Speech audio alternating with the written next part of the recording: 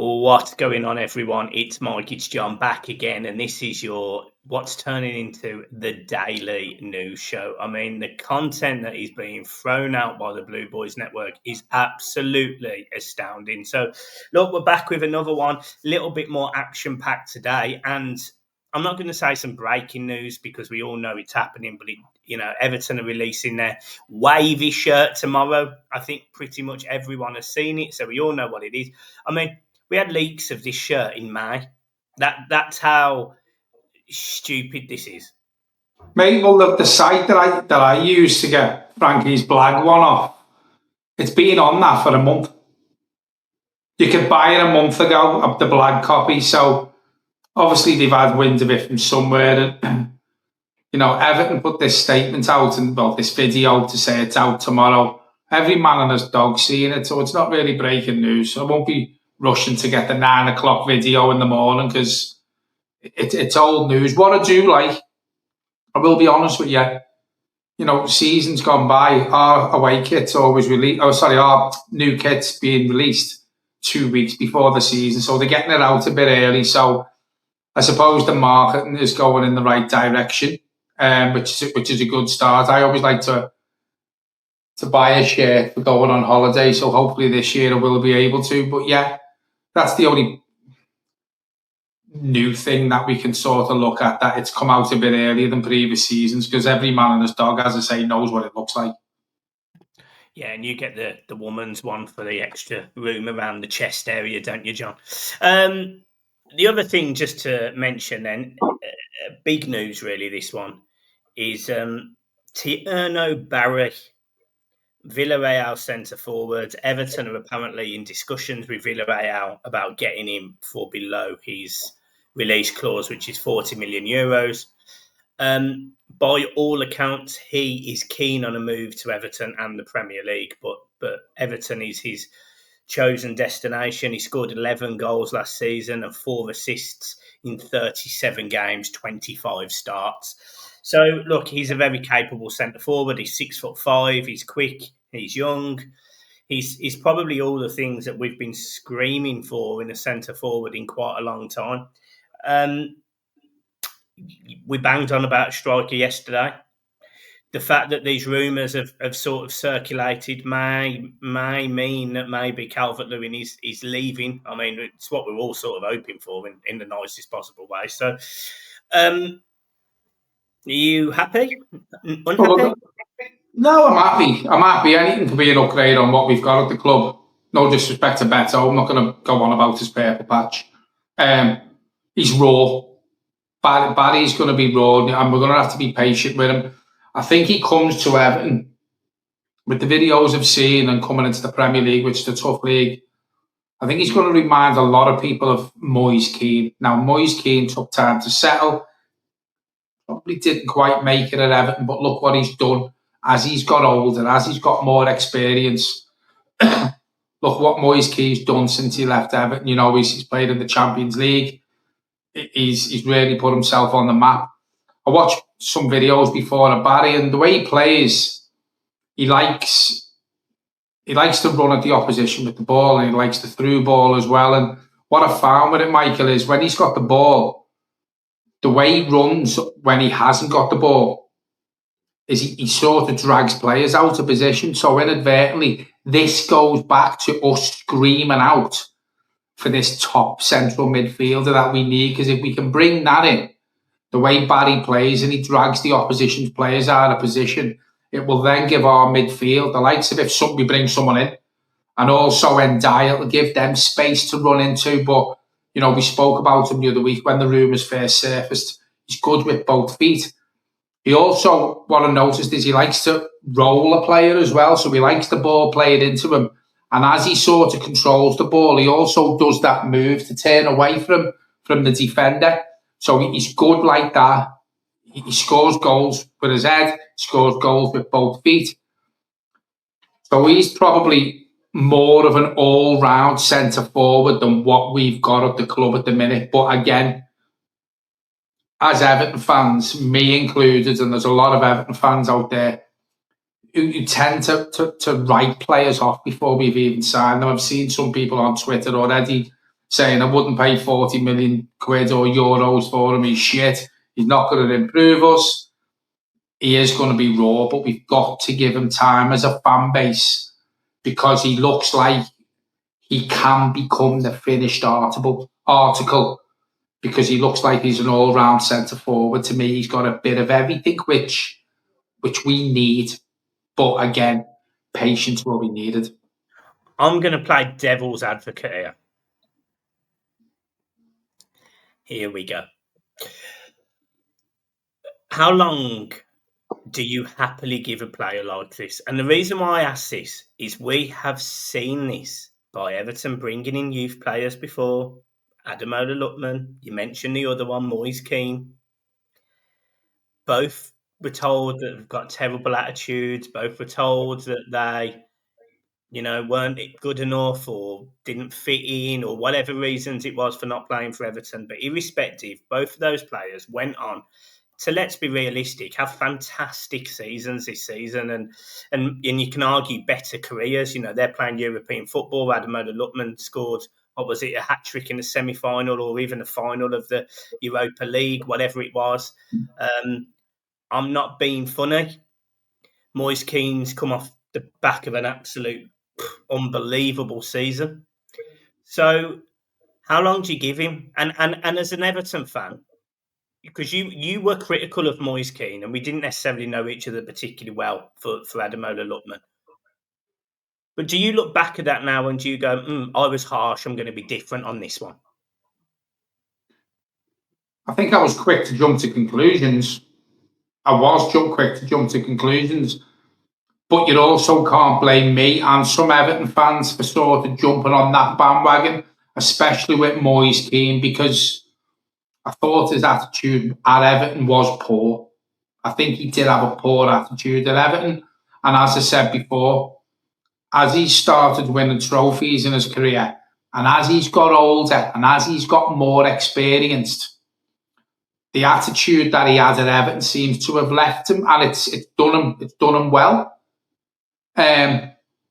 Again, Lookman was probably another one. I think it was quite well known that the managers that he did play under didn't really like his attitude, and we've seen some performances on the pitch as Everton fans where we questioned his attitude. But again, when he went on to another club and he started having success in his career, older Ed, the right people around him, I think his bad attitude sort of left him as well. So the answer to your question, how long do we give him? Listen, it's a hard league, the Premier League, and he's only a young kid, Barry.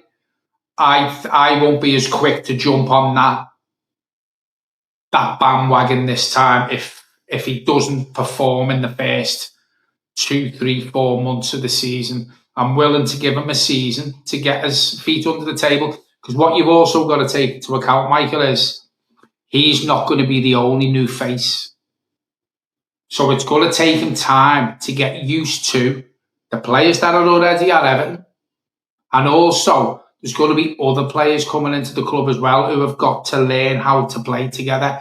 And a perfect example of that was when Frank Lampard went to Chelsea and they brought that many players in one season and they took them time to gel. But the second season after Frank went, Chelsea started to progress with that squad of players. So I don't think we can be critical on a young player like Barry coming into the club when he's not going to be the only one. It's going to take time for this squad to gel, because we're all expecting 4, 5, 6 players to come into the club, 7 players. It's going to take time. So I won't be as quick to jump on the bandwagon this time of getting on players' backs, especially him. Yeah, it was just an interesting take because me and you, we've always had this sort of differing opinions on certain players, and Moyes Keane was one of them. I remember me and you I remember we almost had a full-blown argument once when I was walking the dog about Moyes Keane. And I think you're right, and I think us as Everton fans, me included, by the way, it's not like I'm sitting there saying, "Oh, I didn't slag him off." Well, I absolutely did. When he was driving around and he did something in COVID. He was messing about in COVID, if I remember, and you sit there and you think, oh, for God's sake, you're meant to be representing our football club. We try to do so much for the community and everything else, and then you're messing about during COVID and going to parties, if I remember, and stuff like that. So, look, I get it, and Barry, I think he's coming from a slightly different background to someone like Moyes Keane. I think Ademola Lookman, for me, his attitude stemmed from the fact that he was not picked over Davy Klaassen. And if I'm being honest, I completely agree with him. And I would have lost my head at Sam Allardyce about that. If I was sent out on loan rather than trying to keep Everton in the Premier League when we really needed pace and somebody to beat a man, I would have gone AWOL as well, to be honest. I would have lost my head as well.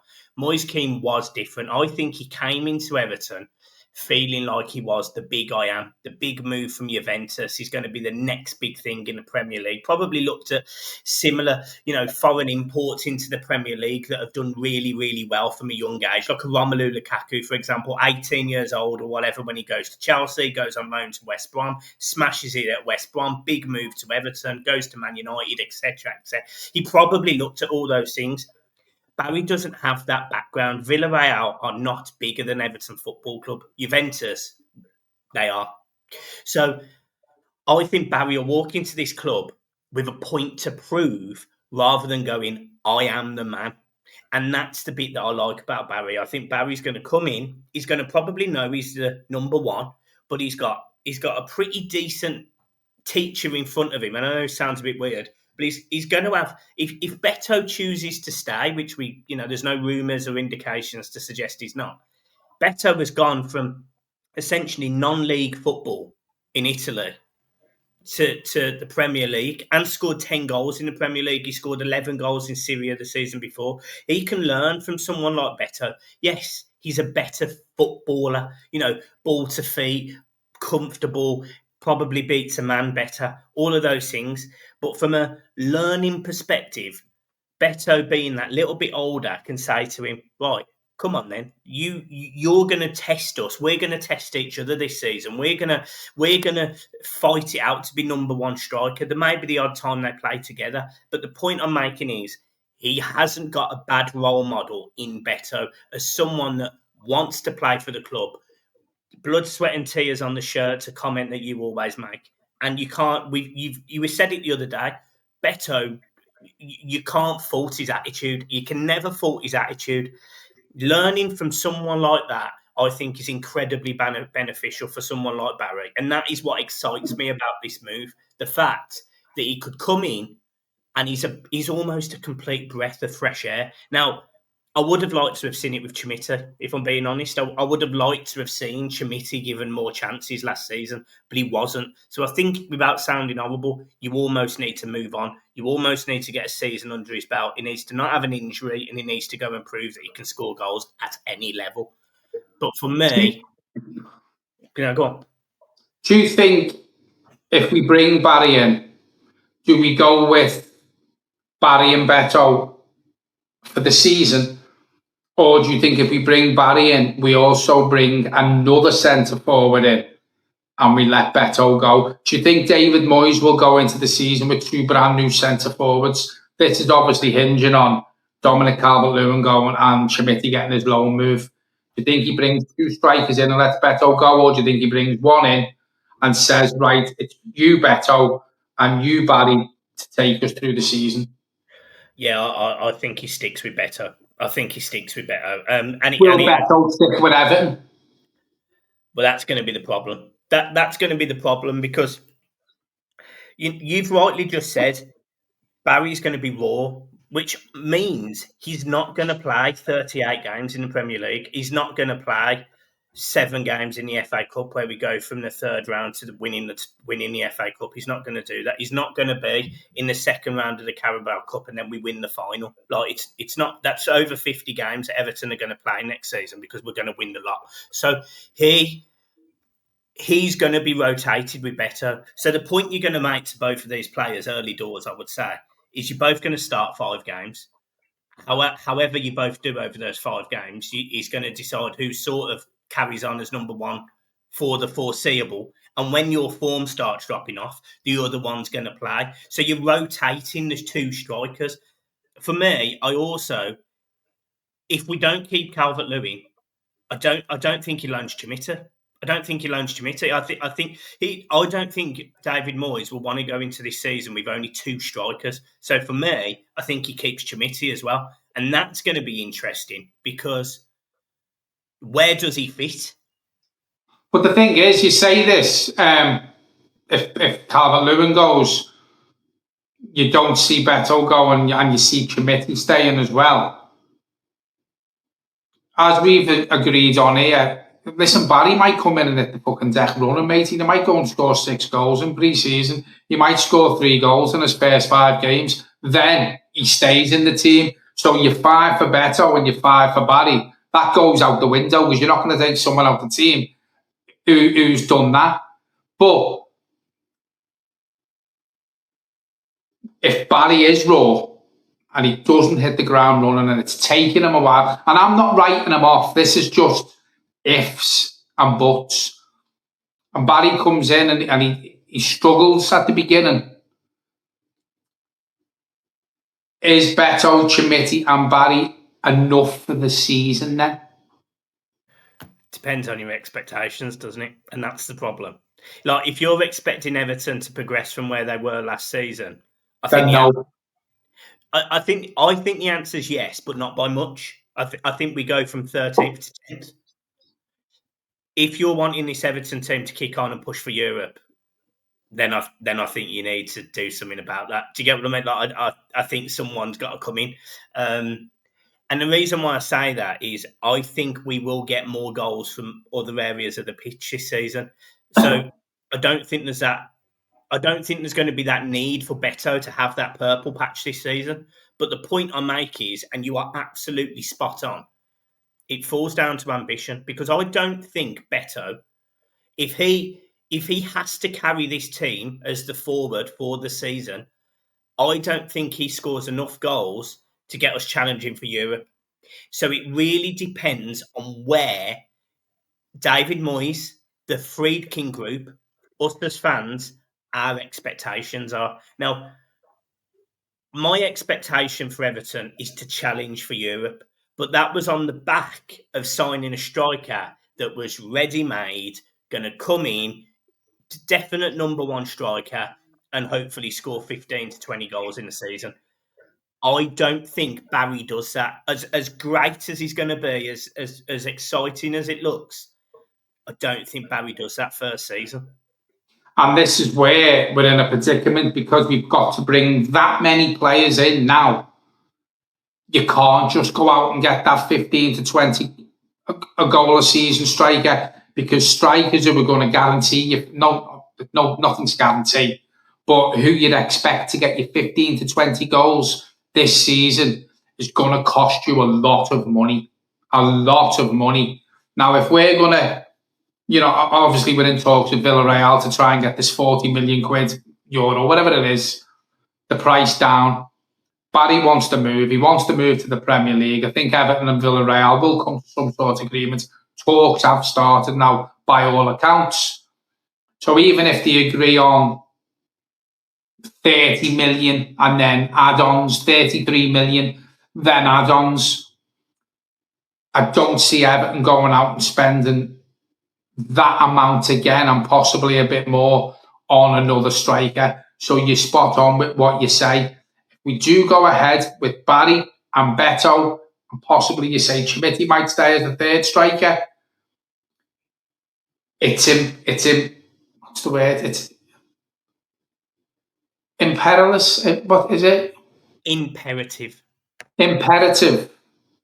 that we get more bodies in that midfield who are going to score more goals than what the goals are going to have to. If we go with Barry, Betto and Chimita, the rest of the goals this season are going to have to be spread around the team, because going forward, I don't think them 3 centre forwards score you enough goals to take you to the next level, as you keep saying, to challenge for Europe.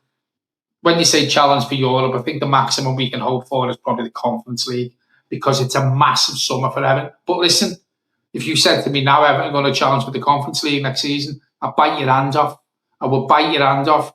But I think going back to the strikers who we were linked with when we were linked with Barry, we were linked with Walton as well. I think Everton have now realised they've got more chance of getting Barry, because you mentioned the other night of how much of a good international run he's had the last couple of games with the goals he scored. Some of the teams that are being linked with Walton, I think Everton are out of that race now for Walton. I think we can forget about him. I think Barry is the number one striker target now. Yeah, I mean, I think this, and I still can't pronounce his name. It's either Walton, I don't know. But I actually suspect he ends up at somewhere like Man United, because there's been rumours around Gyökeres and Sesko, etc., etc., etc. But Walton is cheaper, he's younger. It just wouldn't surprise me if he goes to Man United. And Bayern Munich are after him as well, I think. Yeah, I mean, he's a very good young striker. So look, I'm not confident that you are right. I don't think we're in the race for him, because I think very early on we probably knew we were out of it, if I'm being honest. Well, that tells you, that speaks volumes of how much we've spoke about him. And obviously we speak about things that we see on social media and we see reports of certain journalists, and the links were never really there with Walton. He was mentioned once or twice. We mentioned him once or twice on the channel. But the likes of Barry, we've spoke about him quite regularly, and it looks like, obviously, the amount we've spoke about him, he looks like the one we're going to get. Well, we've demonstrated that David Moyes listens to this podcast, mate, so we'll make sure we tweet about that. The other thing we need to talk about is Malik. Not the only podcast he listens to, is it? No. Malik Fofana. We've been linked with Malik Fofana as well today by French journalists. Apparently Everton would be keen and doing a deal quite imminently and quickly and as cheaply as possible. Now, this particular player has been linked with every big club and their dogs. He's been linked with Chelsea. He's been linked with Real Madrid. He's been linked with Arsenal. He's been linked with Man City. He's been linked with everyone that you could think of. Lyon have been relegated to League. Is it League Deuce or is it just League Deux? League Deux. Un deux. Oh yeah, it's un deux. Well done, yeah. League Deux. Now. And there's your French lesson for tonight, everyone. Bonjour, je m'appelle Michael et Angleterre. Je suis là. Je m'appelle Michael à Belend. Brilliant. Dickhead. Douchehead. What did you say? Douchehead. Douchehead. Brilliant. Right. Anyway. Cazzo. Suliami il cazzo. Anyway. I'm not saying that again.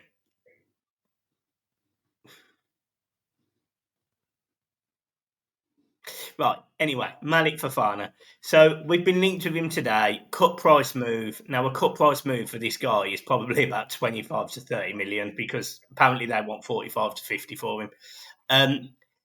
We do have history of trading with Lyon, as we know, because we also had RL Mengala from them last season on loan, which has also been linked with Everton again today on some form of loan with an obligation to buy, etc., etc., etc. Now, John, look, what's your thoughts on someone as young as that? I mean, he's even. I mean, I'm not going to say he's even more that, because he's probably not, but we're being linked with lots of young strikers. Well, we spoke about this on here yet again. I think Everton are going to look at bringing more youth in and treating it as a business. And I don't want to say these players are going to use Everton as a stepping stone, but the way the model that the Freaking Group want to set up at Everton is, we bring young talent in for cheapish money compared to what some young talents go for. You've got to sell on value if they do well at Everton. But on the flip side, if they do well at Everton and they push us for honours, why would they want to move anyway? So, it's the best of both evils, really, when you sign young talent like that.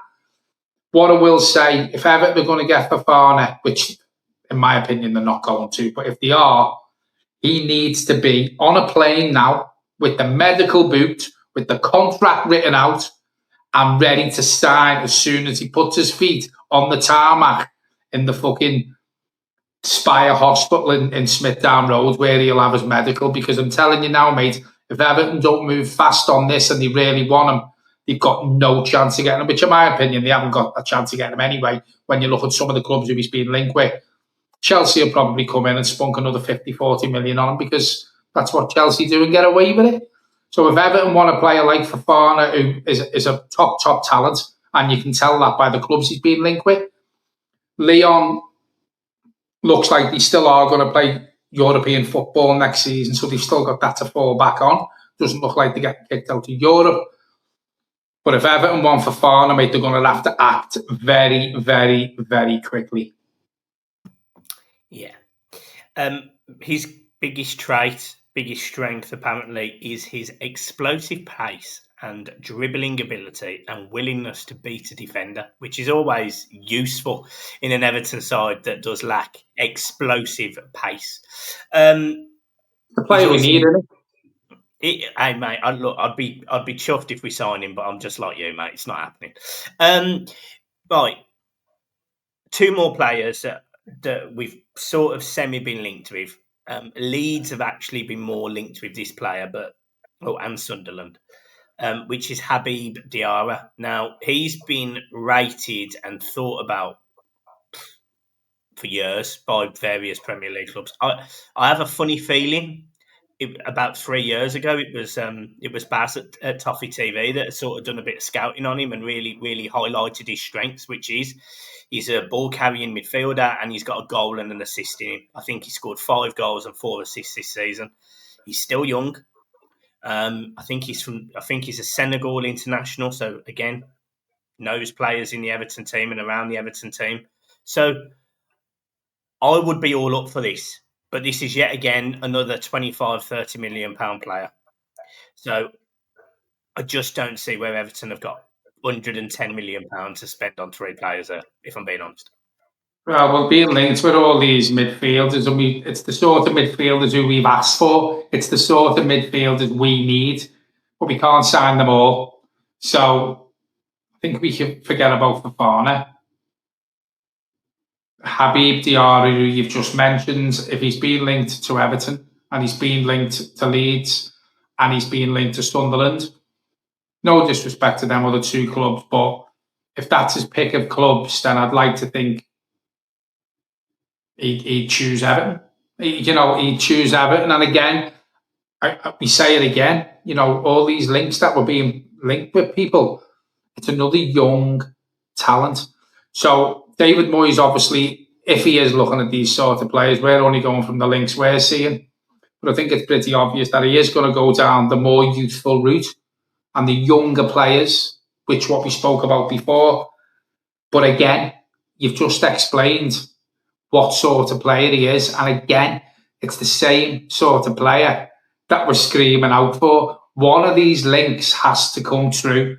And if any of these links do come true, then I think we've sorted our midfielder out that we've spoke about on here probably for the last 12 months, 2 years. Yeah, spot on. The last player that I want to mention is Kenny Teti. So Everton put a deal in place. He verbally agrees it. This is your back to your plane analogy, really. To be honest, this is like Manny Fernandez when he was on the plane coming to Everton and did a U-turn and ended up in, was it Lisbon or wherever he ended up? I mean, it was a joke. But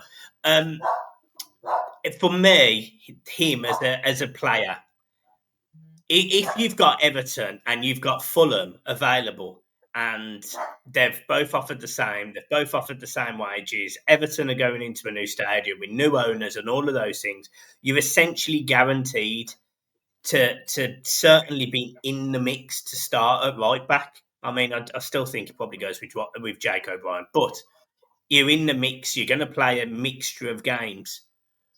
I think you sign for Everton, but maybe you don't if you're Tete.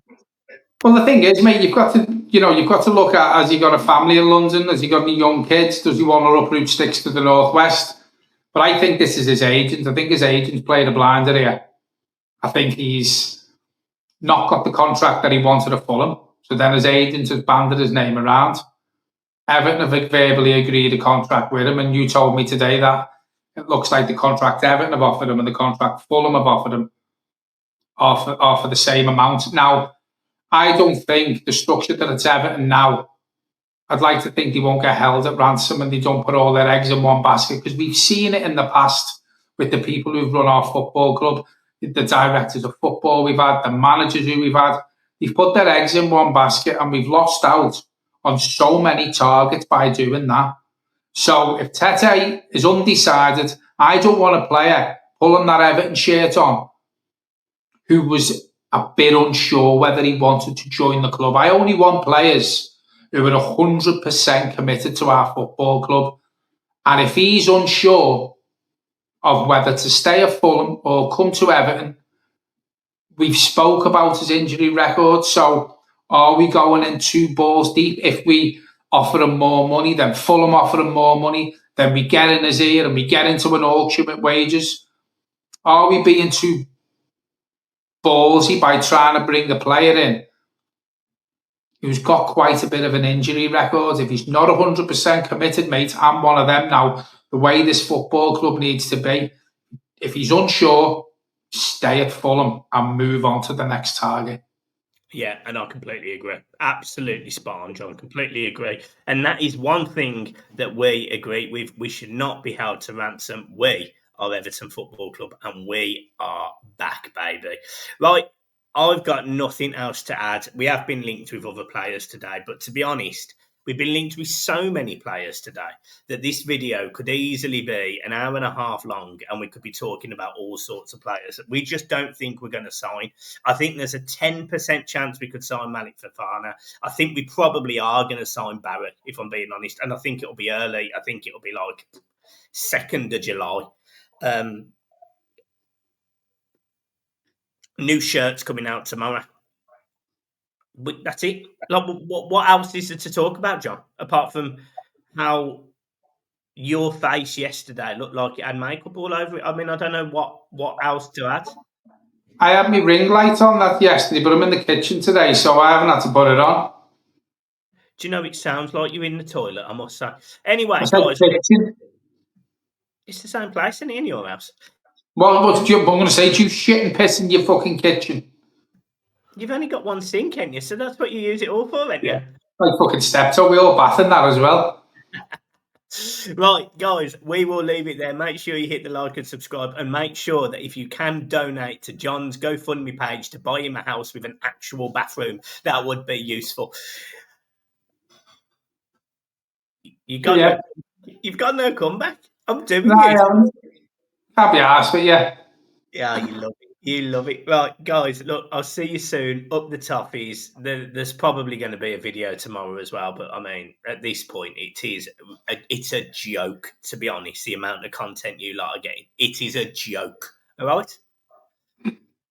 Joke. Peace. Ta-ra.